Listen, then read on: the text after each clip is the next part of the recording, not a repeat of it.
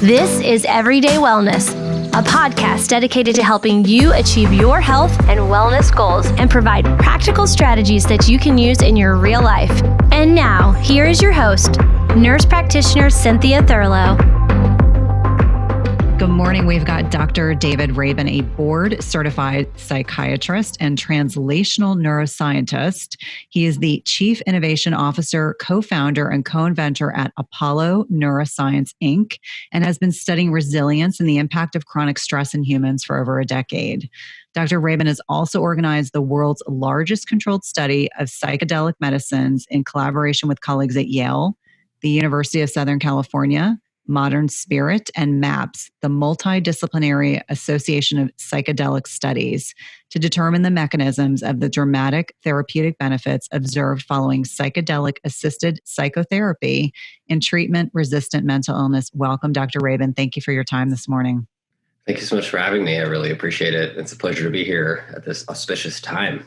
Absolutely. And we were speaking a little bit off air, but I think it would be really fantastic for us to really focus the conversation today on COVID-19, what is happening for so many of us, even those of us who like to believe that we're always calm, cool, and collected, really diving into the physiology of what's happening for us and how we can better prepare for what's to come.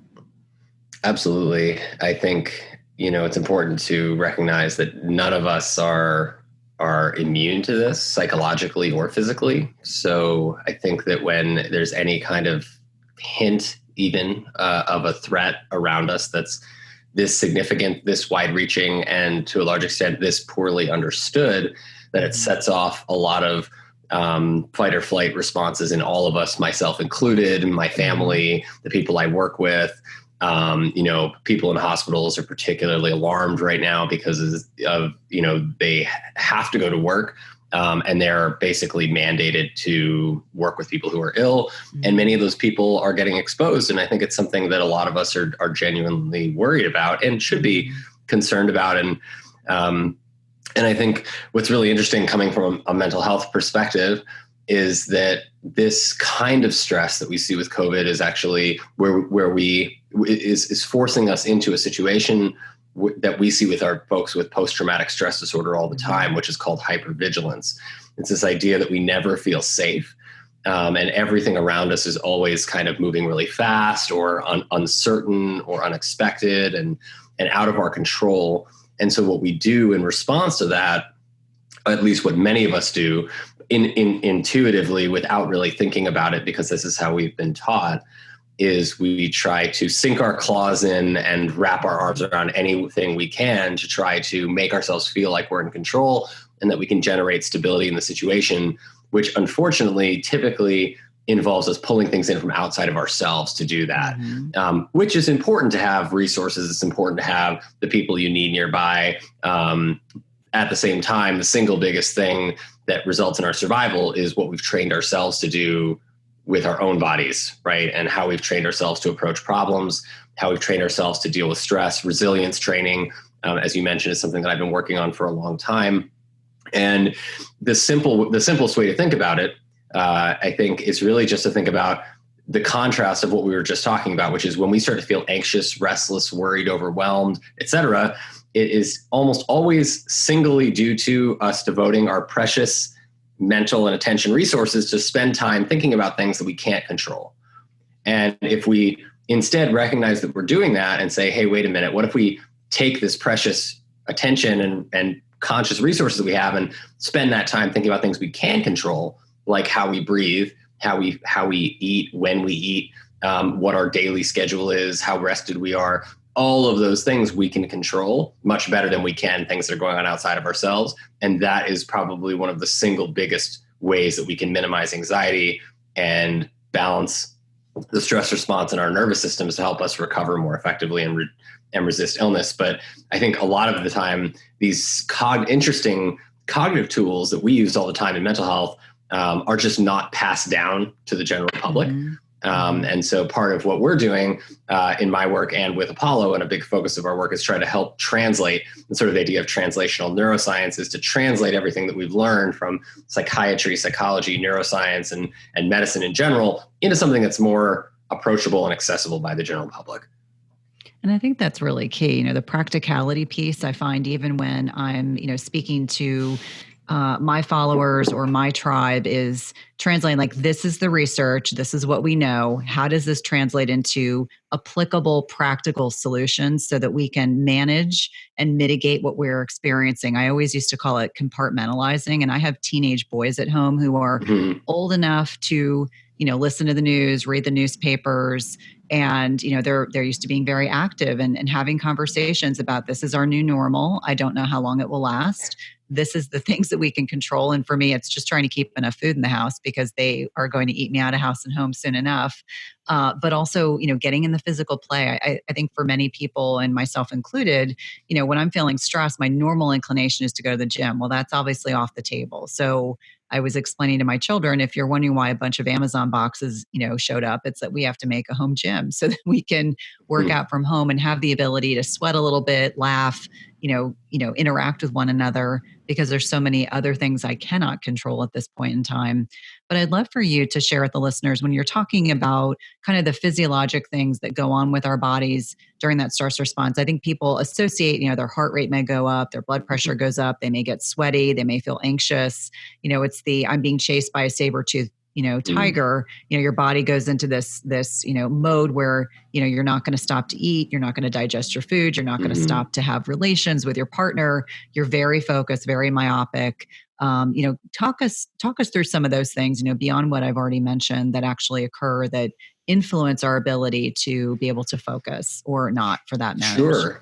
Yeah, or really just the way that they change our focus, right? And the way they change these things from around us, change the way that we can use our attention, use our resources. I think you talk about this a lot, this idea of scarcity mindset, and trying to avoid scarcity mindset. I think that's a really good way to think about it, because scarcity mindset means fight or flight. It means fight or flight or freeze response, high stress response system activity, high concern about survival, or managing threat in that moment. And we see that in the body when we measure people, and whether we do it or whether people have done it, for the last 50 or 60 years, we see that when people are in the scarcity mindset place, which we tell people never to be in, right? When we do negotiation practice or training or business training, we always say negotiate from a point of strength. That includes in your every moment of your life, right? We don't talk about it that way, but that's definitely important. And so when we're in that scarcity mindset, our heart rate goes up, our blood pressure goes up, our breathing rate gets faster, and our speed of our thoughts starts to go up. And so we start to have more negative, intrusive thoughts. We start to have racing thoughts, overwhelming thoughts. We start to sweat. And I think most importantly, for people to understand what's going on here, is the body is not that complicated. We're really just trying to balance threat and safety.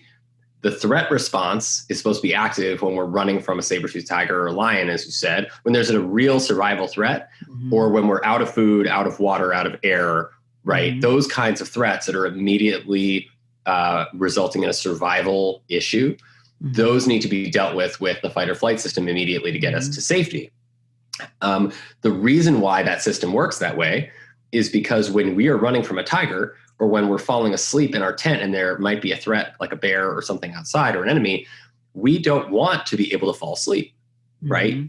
We don't want to be able to worry. We don't want to worry about digesting our food or reproducing or being creative when we're trying to get out of a threatening situation. And so what happens is, in those situations of scarcity or threat, our bodies take all of our precious resources like blood, oxygen, and all the little energy molecules that we use, proteins, et cetera, and it diverts them to the motor cortex, the parts of our brains that make us move, the parts of the fear centers of our brains, and our skeletal muscles and our heart, to get us out of that situation as quickly as possible, which is great. That's incredibly important for actually life-threatening experiences.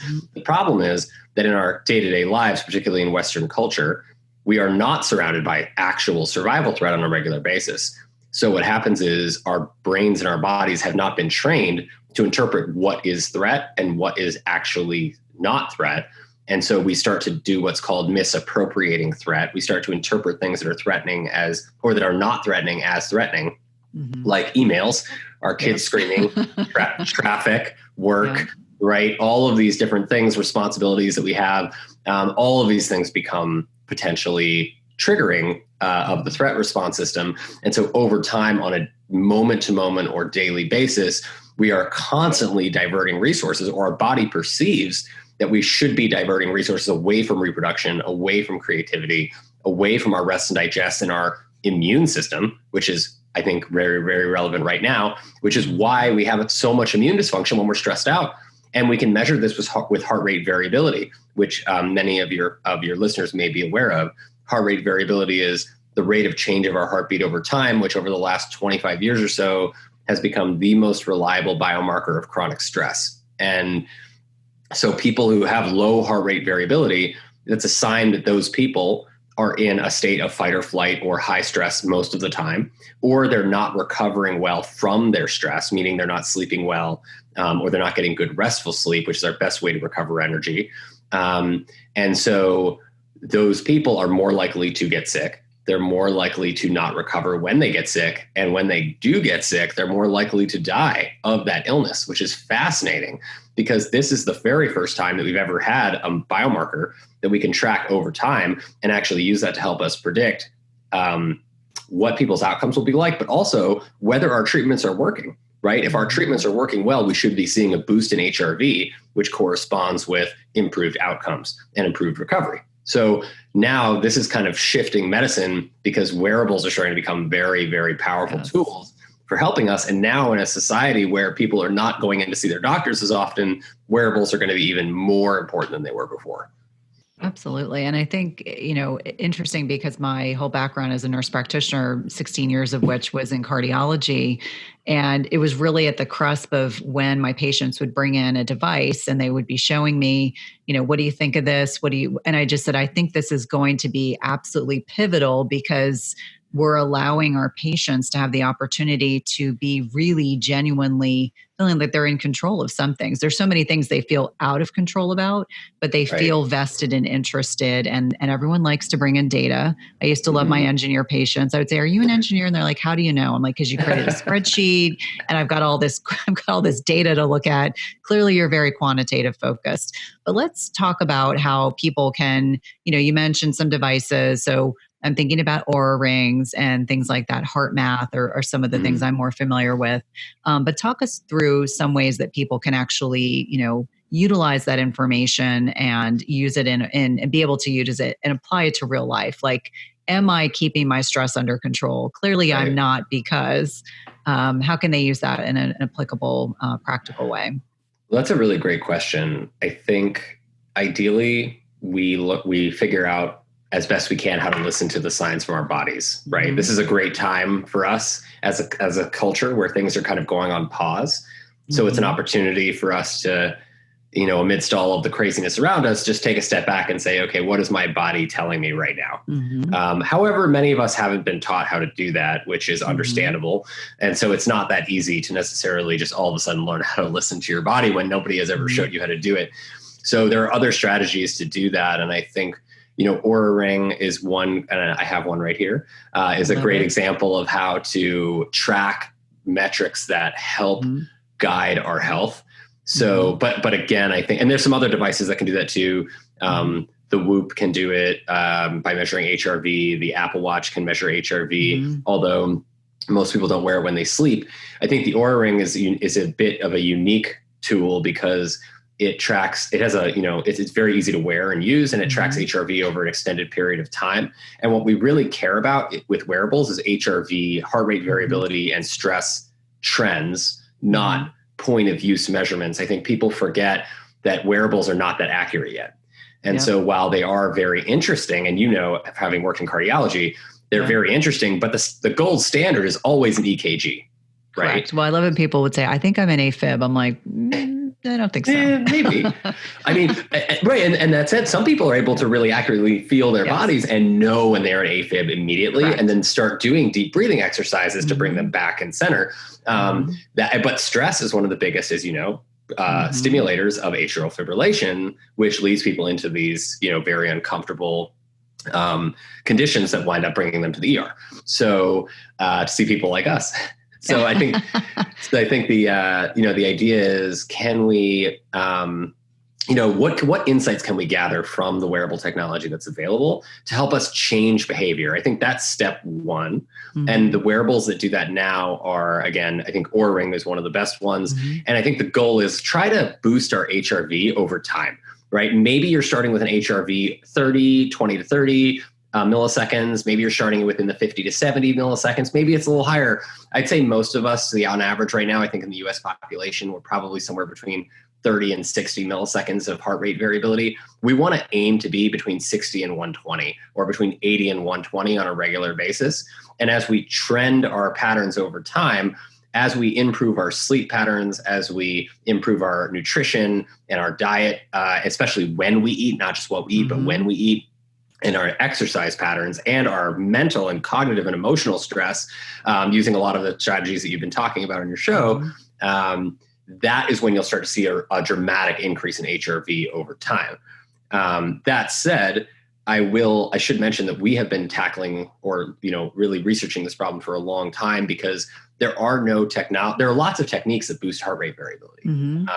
We talk about some of this on a blog I recently wrote on the Apollo Neuro website. And you can get, the best ways to boost HRV are sleep, good restful sleep, and deep breathing. And breathing in particular boosts heart rate variability by sending safety signals to the brain, telling us, hey, I'm safe enough to take a deep breath right now. And now, are you referring to meditative type breathing or yoga breathing, or just the actual inhalation? Because that's always a technique I use if I'm speaking, is that I know how to slow my heart rate down. I just really take a, long time inhaling and exhaling, and that will, stimulate the vagus. But anyway, I'm just curious. So in that moment, I would say it's breathing in general, but it's not just any breathing. It's just intentional breathing. So so the idea of intentional breathing is that we all breathe in different ways. Everybody has their own way that they've learned to do it. But intentional breathing is just saying, in this moment, I'm focusing as much attention as I can on feeling the air come into my body and then being present with it. And what happens is, when we take that time, as you probably experienced, what you just described before an event, is what happens is, as soon as that air starts to come into our bodies, it sends an immediate signal to our brains that says, I'm safe enough to take the time to pay attention to this air coming into my body. It's the same thing as when a loved one touches you or gives you a hug on a bad day, right? If we were running from a bear, or a saber-toothed tiger, we would not have time to intentionally focus on our breath. We would not have time to focus on how good it feels for someone to give us a hug or hold our hands. We would be thinking about getting out of that situation, right? And so the body, it's a critically important to understand that we are born with, in our genes, in our bodies, in our minds, these systems that work to regulate and keep us in balance. And so if we ignore that these systems exist, if we ignore that this breathing safety feedback loop exists, or the touch safety feedback loop, or the music safety feedback loop, we know that exists, right? We all experience the positive benefits of soothing music in our lives on our generally, hopefully regular basis. Then if we ignore that, then we forget how to use it, and we forget how to integrate it into our lives. But when we remember that we have access to these tools, it's like having a toolbox, right? You're working on your car, working on your house. If you use the wrong tools or don't know how to use the tools, you're going to break your car. If you know how to use the tools and you know what tools are available to you, or if you know what tools are available and you don't know how to use them, you can find people to teach you how to use them, and you can move in a positive trend. And so Apollo, which we can get into later, but Apollo is a tool that we added to the toolbox that is a wearable technology that is the first wearable technology that boosts HRV without people having to do anything. Deep breathing is and biofeedback are the most reliable techniques for boosting heart rate variability. It turns out soothing touch, as we talked about, does the same thing by boosting safety signals to the body through the skin. And so we developed a technology that uses vibration that targets that soothing touch pathway in the skin by sending what feels like ocean waves or like a cat purring on your body, or like it feels kind of like somebody holding your hand or like a hug. And that signal, by just simply saying, I'm allowing myself to pay attention to this right now, instantly reminds us that we're safe and grounds our minds back into our bodies and helps us to function more effectively in whatever situation it is that we're in. And I think this is really critical. You know, we're actually going to release this podcast within the next few days, because I think the information is so applicable. So for all of us that are experiencing, and we're all experiencing in our own ways, what's going on with COVID, the restrictions that we've had to change, and the way that we've had to alter our lives, going to work, going to the gym, having our children do those kinds of activities, really honing in on there are specific ways that we can help rebalance the fight or flight versus the rest and repose part of our brains. You know, you talked about music, therapeutic touch. That means actually connecting with one another. That's really, really critical. Listening to one another, yoga, meditation, biofeedback. So I think these are really, really helpful strategies. And some obviously are a little bit more detailed than others, but really, really helpful for, calming our nervous system so that we're not feeling quite so overwhelmed. Feeling, for many people, what I'm articulating, what I've been told, people are feeling fearful, and it's the unknown that they're so frightened about. Right, exactly. And I think that, you made some really good examples of just sort of, what kind of small changes can I make in my life that help us feel more in control, right? The idea of feeling in control, even if it's just over something like your breath and nothing else, is so powerful for us that it just helps. It really is part of that core system that keeps us in balance and keeps us feeling safe. And there's a whole lot going on in the world around us all the time. It's not just now. We're just more aware of it now because the whole world is in seeming crisis. But, there's tons going on around us all the time that we're not in control of, that we're not aware of. I think this just really brings it to the surface. And this is an opportunity for us to understand and really take to heart how critical these strategies are to integrate into our lives of increasing agency, right? Showing us and teaching us what can we do in any moment to help ourselves and our family feel safe, right? And our friends. And I think the reframing process is so critical, because even with my own patients, when they're saying one thing, I'll say, but really what you're saying is, right, so that they reframe, so that they're looking at it in a positive light as opposed to a negative one. You've alluded to Apollo, and I'd love for you to share a bit more about it. I really was so looking forward to this interview, because so much of what we're talking about is so directly applicable to what we are experiencing, not only as a nation, but as a world right now. Yeah, absolutely. I think, and what you said about reframing is really great, because a lot of people don't even know what that word means. But really, when we see the world through, and we use this all the time with in our practice, when we see the world, what you're talking about is seeing the world through a frame, right? It's this frame of, this is the world that I know. And that's fine. We all have it. There's no denying it. We all have it. I think the idea of reframing is saying, okay, if this is the frame that I'm seeing the world through, it's acknowledging that frame and saying, okay, I accept that this is how I'm seeing things. Let's try to see things intentionally from a different perspective, right? So one of the best examples, and Apollo, the wearable that we've developed at the University of Pittsburgh, is a reframing tool, right? So reframing is the way that we take an idea like, oh my God, why me right now, right? It's kind of this idea that we're all thinking about right now. We're all struggling with a lot of different things because of what's happening in the world. Why me right now? Everybody's thinking it, right? And so the alternative to that would be, in terms of a reframe, is, okay, it's me right now. I'm grateful for this opportunity, this challenge that's going to force me to grow as a person. What do I do about it now? Now that this is it, this is the situation we're in, instead of just spending all these precious brain resources that we have thinking about why me, why do I have to deal with this? Why, et cetera. Just saying, okay, instead of, let's skip ahead of the asking the questions part, just accept that this is the way it is. And then the reframe is, I'm grateful for the opportunity to recognize my own blind spots, my own vulnerabilities, my own weaknesses. This is showing me these things and shining a spotlight on them so that I can understand how to make myself better, so that the next time something worse comes along, I'm better prepared, right? My family is better prepared. My friends are better prepared. And I have more of what I need to overcome this problem. I think, Nietzsche said it the best, right? Which ended up getting moved forward into Star Wars, which is basically what does not kill us makes us stronger. And he's not talking about physical injury. He's talking about emotional challenges, mental challenges, life challenges. What does not kill us actually does make us stronger as we grow from it.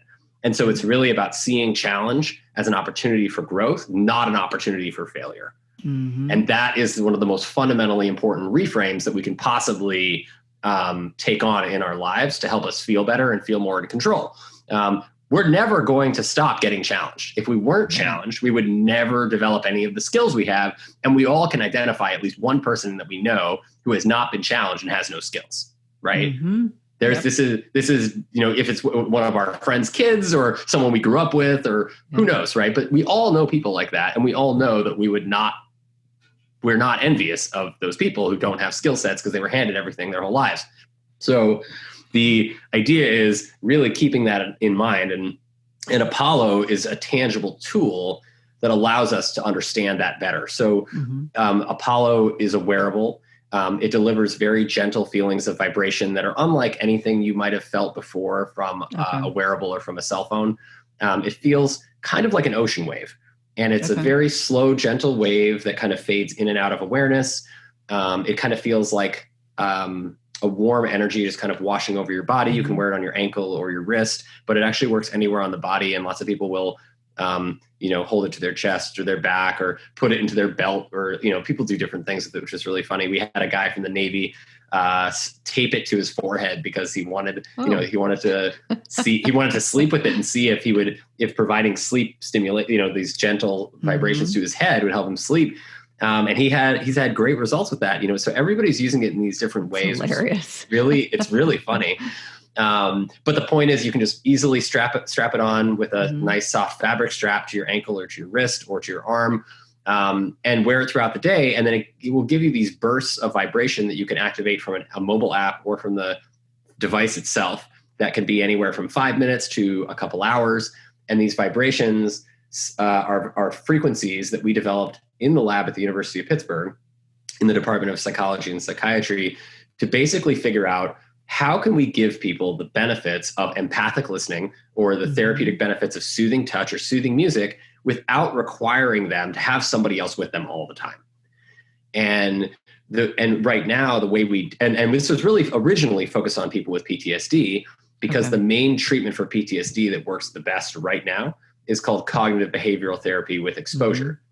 And this is it's a relatively old technique, but the way it works is you have a therapist with you. And if you're afraid of something or you've been traumatized, the therapist kind of gently walks you through the re-experiencing those things, starting with the thoughts, then moving with, being near it, then being in it. And then the therapist kind of provides you with that sense of safety, knowing that, hey, I'm re-experiencing this now, but I'm re-experiencing it from a reframe standpoint of safety rather than fear. And that will allow me to reintegrate those memories as not traumatizing. And it actually does work, but it's extremely intensive for the patients and for the therapist. And so we said, hey, I know this works, and I can provide these kinds of benefits to people in the office when they're with me, just by sitting with them and having really great empathic conversation and listening to them. They feel so much better because they feel safe. But when they leave, they're surrounded by all the same triggers and they feel out of control again when they leave the office. So can we give them something they can take out of the office? And that is effectively what drove us to develop Apollo. And so those frequencies were based on really the physiological pathway of touch and how we could give somebody something that, deep breathing is great, but deep breathing is really hard. It can take thousands of hours. Listening to music is great, but you can't listen to music when you're having a conversation with somebody or giving a talk on stage. But we can give you the benefits of that, at least in your body and in your mind, by replicating the core patterns in those tools, and then sending them to the body through the skin, and the body feels it and says, oh, I remember what this is. right? I remember this feeling. This feeling feels like somebody holding my hand, or this feeling feels like being at the ocean.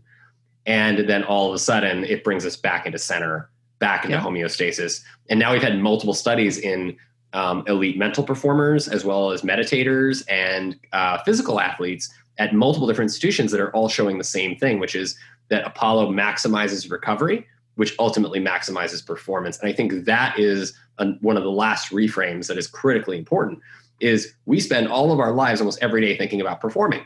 Almost every moment of every day is, I need to perform, I need to perform, I need to perform. But we're forgetting that we can't perform unless we're recovered. So focusing on peak performance is really also about balancing with peak recovery. And and that is where heart rate variability comes in, because heart rate variability is a sign that we're able to constantly switch between peak performance and peak recovery, peak performance, peak recovery, really, really fast, which is the way we should be. We are adaptive creatures. Adaptation is our best skill, but we cling to stability because we feel out of control. So the best way to adapt to feeling out of control is to learn to adapt better, which is our core best skill. That's why we're at the top of the food chain. So the idea being, use these tools that we have to train adaptation. Don't train stagnancy, or stagnation. Don't train stability. Train for adaptability, train for resilience, train for bouncing back from whatever it is that's keeping us down. I'm sure by now you've heard me or others talk about the benefits of using CBD oil, and I'm telling you that it works. Direct CBD Online provides natural alternatives to prescription painkillers and medications. They sell only the highest quality CBD oils, edibles, creams, and more to help you on your search for natural well-being. And they strive to assist you in making informed decisions about your health and the products and supplements you use. If you've been thinking about trying out CBD, I highly encourage you to use Direct CBD Online. Click the link in the description to get started today. Well, I think all of the listeners know that I am a big biohacking nerd, and I love to learn more about techniques, strategies, concepts that allow us to live our lives more fully, more present. As you mentioned, we all want to be peak performers. And so it sounds like Apollo is another tool in the tool belt, meaning it's something that's accessible, it's reasonable, it's not something that is so large that people can't go about it discreetly in their daily lives. But I love that the naval, probably a special ops person, probably wanted to tape it to their forehead. I would, however, love for you to at least address, we know PTSD means post-traumatic stress disorder. I think a lot of people don't understand that it isn't just, military people that come back from a tour. It's not just someone who's gone through something physically traumatic. Can you talk through some of the other nuances that PTSD can kind of come up as with your patients or in the research that you've done? Yeah, that's a really great question. And I think that's a huge misunderstanding right now in our society, is that only some people are traumatized. I think we're forgetting what trauma is, which is, when we really break down patterns of experience, what makes a trauma is one or multiple powerful, meaningful, negative experiences at any age. And that is really simply what a trauma is. It doesn't have anything to do with objectivity. It doesn't have anything to do really with any kind of guiding rules or science. It has to do with whether we perceive having one or multiple intense, meaningful experiences in our lives, and whether or not we were supported after having those experiences, or whether afterwards we were made to feel like it was our fault. And ultimately, I would say overall, the humans are extremely resilient and able to cope with trauma. We are incredible at coping with trauma and doing something that is one of the Sigmund Freud's very important coping strategies, which is what we call sublimation. Sublimation or channeling is basically taking negative feelings that we have and translating them into something positive, something productive, something that helps us feel better, and ultimately, ideally, helps solve the problem that is causing us the negativity in the first place. So it's important that we remember that these negative feelings are actually important, right? They're signals from our environment that are sending us some information that we are supposed to be addressing. If we don't address it and we kind of sweep it under the rug or ignore it, then we're basically ignoring signals from our body or from our environment that are telling us something important. It doesn't mean that we should react to it the same way every time. What it means is that, hey, maybe this is something we should be paying attention to, either from inside of us or from outside of us. And the way we pay attention to that, the way we handle that issue is very, very much directed to the way that we know that we've been taught, the way we've been role modeled. So I think one of the most critical ways for learning how to cope with stress that we forget about is role modeling from our families, from what we see on TV, from people around us as kids. As kids, we soak in those coping strategies like a sponge. We don't even really think about whether they're good or bad or what have you. And so I think that, ultimately the goal is, understanding that trauma doesn't just mean PTSD. PTSD is the most severe case. But when you look at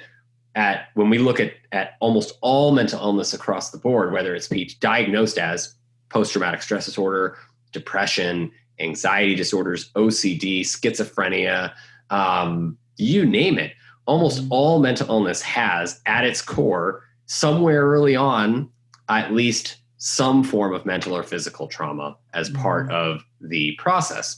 And it's not always possible to identify what that is. That event may not be something that's readily apparent to the person's memory, but it's typically something that eventually does come out in almost all of these people. It just looks different because people cope with it in different ways. And I think the great tragedy of it is that we are actually extremely resilient creatures. We are incredibly good at coping with trauma.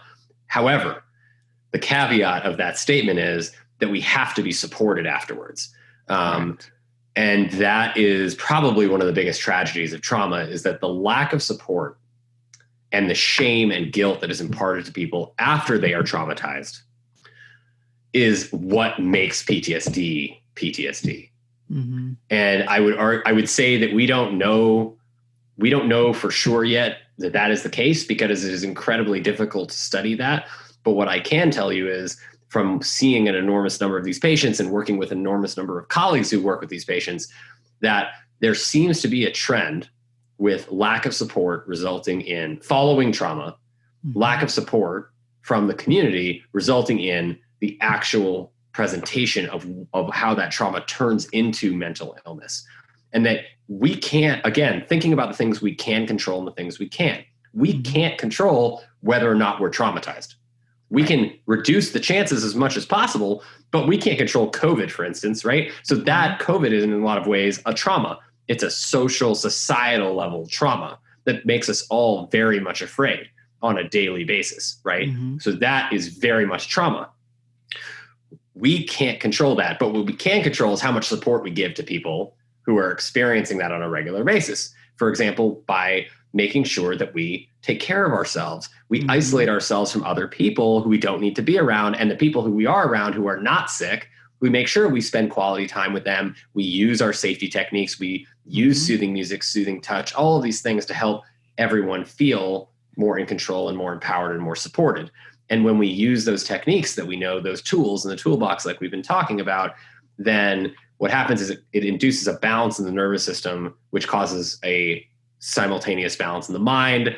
And then people feel able to tap into those tools and those resources to overcome the trauma. So that's really a critical component of trauma. But trauma is everywhere. It's just, let's support each other through it, and then we'll dramatically reduce the negative outcomes down the road. Well, this is what I love about true organic conversation, because in my mind, I had wanted our conversation to come back to the sense of community, which you're already talking about, alluding to, that the only way that we will get through all of this is if we're looking out for one another on an emotional, on a physical level. And so critical that we take the I piece out of it right now and think about the greater good, think about, what we want to do to benefit, the elderly and those that are not in a position to be able to protect themselves right now. So I think that's so incredibly timely and completely organically came about in our conversation. I would love for you to touch on, because I actually don't know a lot about this, being traditionally Western and functionally trained, I know that there's a lot of emerging research on psychedelic medications. And I'd love for you to just touch on how that can improve some of the work that you're doing with your own patients in terms of outcomes or symptoms or severity of what they're experiencing. Sure.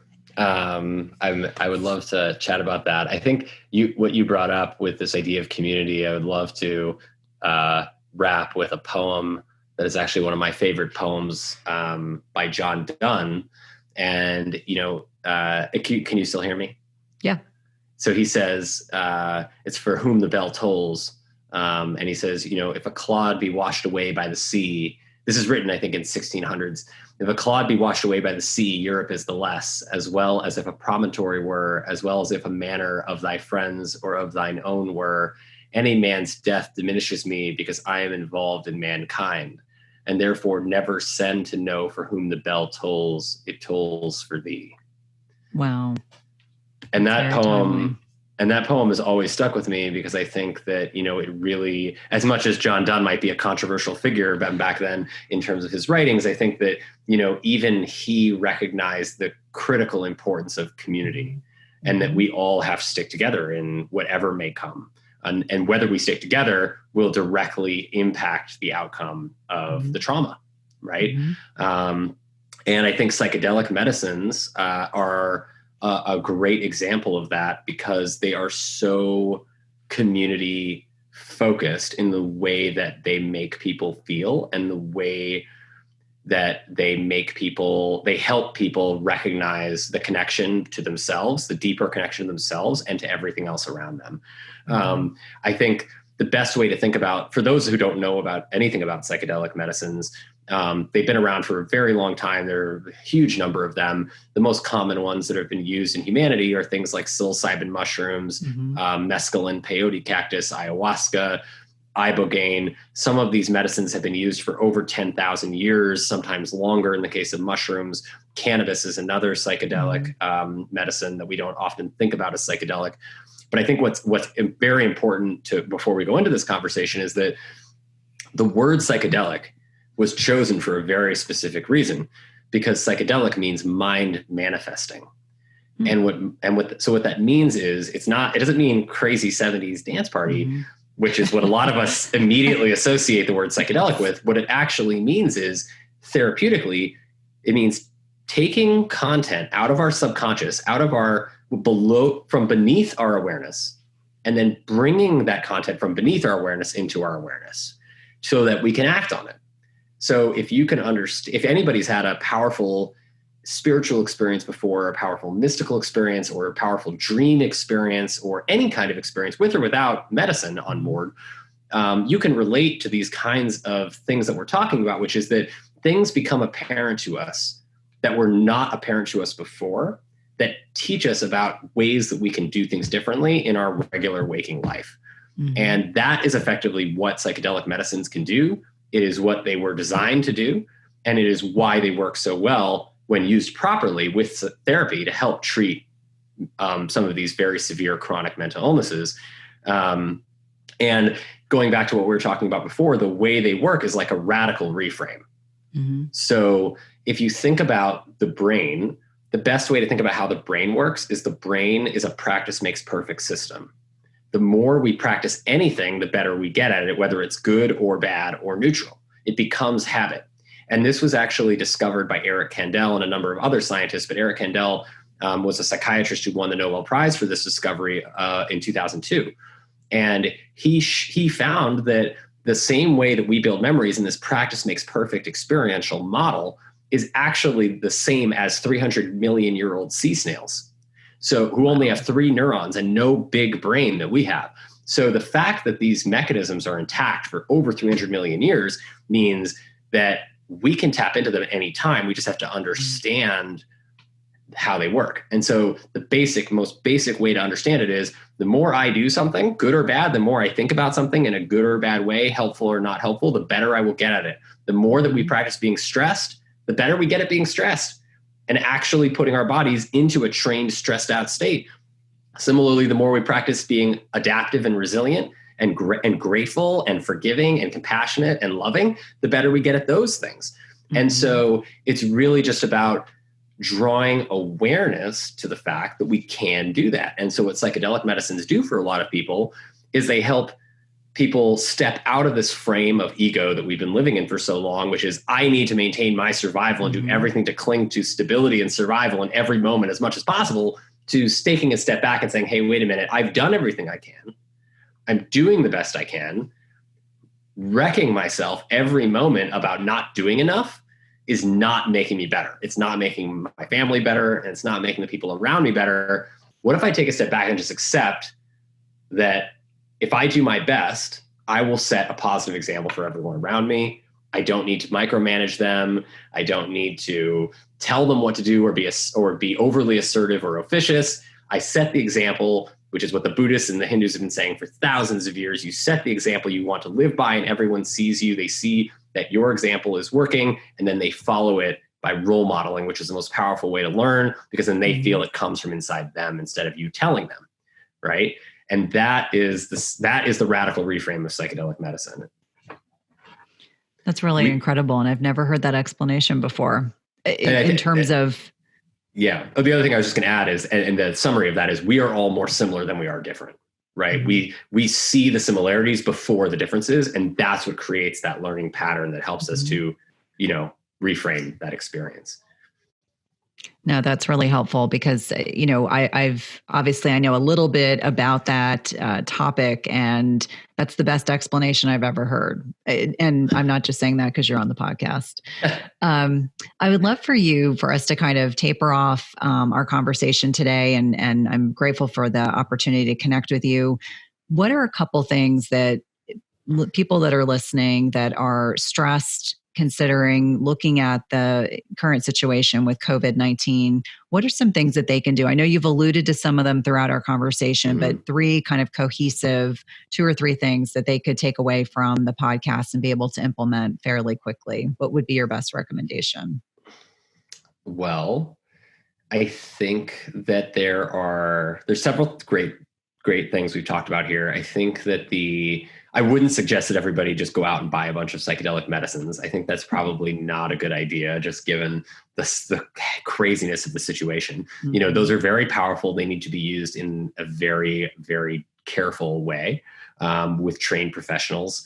However, there are a lot of other good strategies. I think my favorite strategy personally that has made a huge impact on my life, that is also one of the things that has made an enormous impact on my patients' lives, is, and I know this will sound very simple, but it's actually something that you can do every day, which is called the 4 pillars. The 4 pillars are the foundation of building trust within ourselves that helps us feel autonomous agents of our own lives and safe and in control. And these are skills that many of us have forgotten about how to integrate into our lives, but they are ancient skills that have existed in Buddhism, Hinduism, and ancient tribal medicine for thousands of years, even though these cultures have never talked to each other. Like they existed, long pre-internet. And we all seem to come to roughly the same conclusions, which are that the first pillar is gratitude, self-gratitude, just being grateful for waking up today, being grateful for the opportunity to take a deep breath despite the chaos, right? Being grateful for the opportunity to overcome the chaos, right? This will make us better. All of these are opportunities to make us better. As unplanned and unpleasant as they might seem in the moment, we can never predict the outcome in the moment of what will happen. We can't necessarily understand the reasons for why things are happening. And so instead of spending all this precious time and energy that we have thinking about why, or thinking about, how bad things are, or judging the situation, it's critical for us to give the situation what it deserves, which is respect, because we don't know what the outcome is going to be, and gives ourselves respect, and take a step back and say, I'm grateful for the opportunity to overcome this. I'm grateful for the opportunity to be alive right now. And we call that the gratitude interrupt, which is one of my favorite practices because you can use it at any time, anywhere you are. The second pillar, and that's one of the most important, the second pillar is forgiveness. So forgiving ourselves for the mistakes that we've made before and giving ourselves the support that we need to understand that we will make mistakes. We have made mistakes, but mistakes are the way that we learn. And that is how we will get better and overcome. So really letting go of the shame and the guilt of messing up and understanding that's critical for growth. So we have to do it. It's part of life. Failure is a part of life. Challenge is a part of life, and it's an important part. The third one is compassion, right? Compassion is something we think about a lot with other people, but we don't often think about it with ourselves. And the way that compassion manifests with ourselves is in patience. It's patience for ourselves to allow our own healing process to unfold as it will, to allow the process around us to unfold as it will, to not feel like we always have to rush things all the time, right? That's patience for ourselves and the practice of self-compassion. And then the last step, the last pillar is self-love.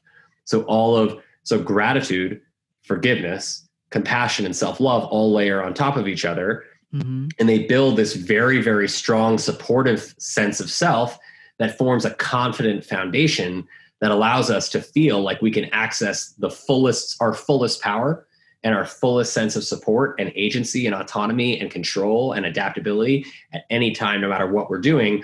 And these are really just cognitive skill sets like working in the gym. It's just like building muscles in the gym. By practicing thinking about gratitude, you're practicing strengthening the neural circuitry of gratitude in your brain.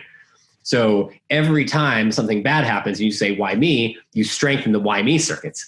Every time something bad happens, you say, I am grateful for this bad thing happening. Let's try to figure out a constructive way to overcome this so I can grow and be stronger. You're strengthening those circuits. And so it's really that simple. And what I tell people is to start, you're not going to be able to do this every moment of every day.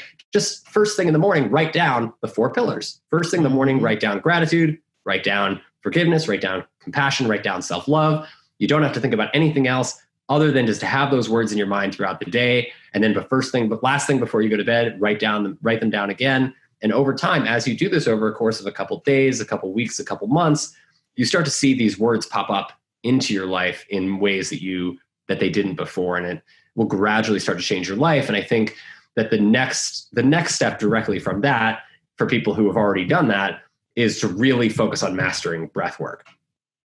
Breath work is critical to controlling our bodies. It improves our sleep. It improves our activity. It improves our mood. It improves our ability to use our energy and our anxiety. It improves everything about our lives. And it's the single most important way that we can show ourselves that we are in control. And so by reminding ourselves to take a deep breath, that it's okay, that we deserve, taking a step back, it's not just okay, we deserve to have this moment for a deep breath and to pay attention to that breath and to feel that breath. And as soon as we do that, we realize that that's slowing our mind, it's slowing our heart, it's bringing us back into balance, it's making us feel safe. Then we practice that as often as we can over and over and over again, and combine it with the practice of gratitude by being grateful for the opportunity to breathe, right? And all of a sudden, these practices come together and they start to create this pattern of self-retraining that doesn't even require a teacher other than yourself. As long as you're willing to practice the skills and to forgive yourself when you're going to make mistakes, because we all do, and to be patient with the process, then everyone will master these skills. They're literally just built into us. They're hardwired skills. It's just that we've kind of forgotten them. So it's really important to take the time to do that. And for those people who have Apollos, we've heard that people are we've heard from many users that they are resisting illness. They feel that they're not getting sick as often from using Apollos. We've had, I would say, over 2,000 devices, 2,000 beta testers in the wild over the last year and a half. And many people will swear by it and say, we get sick less when we use this, which would make sense given what we're doing for the nervous system from our studies. So if you have an Apollo or you have the ability to get an Apollo, I would recommend using it as much as possible, because I think that's only going to help. But ultimately, it's not necessary. All the tools and the skills are within ourselves. And focusing on the 4 pillars, focusing on breath work, and of course, leading that into sleep, and then followed by balanced diet, and good sleep wake cycles, and good getting exercise, just strengthening the body. All of these things will transform us into effectively just that much closer to our fullest version of ourselves, which is going to be that much better at resisting illness. Thank you. That is just a beautiful compilation of lots of tips that people can utilize at their homes. As you mentioned, these are things that are all reside within ourselves. We just have to tap into the power of them. Thank you so much for being with us this morning/afternoon. How can people find you? I'd love for listeners to be able to check you out and follow you on social media if you're on there actively, so they can learn more about the amazing work that you're doing. Oh, thank you. Yeah, I'm happy to chat with anybody who would like to reach out or has any questions. If you'd like to learn more about about Apollo or about the technology, you can go to apolloneuro.com. That's APOLLONEURO.com. You can also go to apolloneuroscience.com. It'll take you to the same place. And then we have a blog post that I published recently specifically talking about some of the things that we mentioned here. It really focuses on, that's an old cough, by the way. I'd say, I got sick over New Year's, and for some reason my cough, this happened when I was a kid. Occasionally I'd get sick and then I'd have a cough for 2 months afterwards. So I think that's what's still happening, but it's gradually fading away. Good. But so, yeah, we just published a blog post on talking about specific strategies for breath work and sleep that people can use to help improve their heart rate variability and their resilience. So, and also ways to use Apollo if you have an Apollo. So check that out. And then if you want to find me on social media, I'm on Twitter at Dave Rabin, and I'm on Instagram at Dr. David Rabin. And I also still see patients. I have a clinical practice, mostly in California and Pennsylvania. And so for anybody who's interested in that side of my life, you can go to drdave.io. Awesome. Well, thank you so much, and stay well. Hopefully you are, much like most of us, we are making the very best of an otherwise uncomfortable situation. And all we have to keep doing is reframing to get ourselves in a more positive mindset. Yep. You're absolutely right. And I really appreciate you for having me and having this discussion and the timeliness of it. And I appreciate you for all of your hard work and all of the positive tips and messaging, even sharing with your community. It's so important to get this information out there right now. Thank you. Thanks for listening to Everyday Wellness. If you loved this episode, please leave us a rating and review, subscribe, and remember, tell a friend. And if you want to connect with us online, visit the link in the show notes.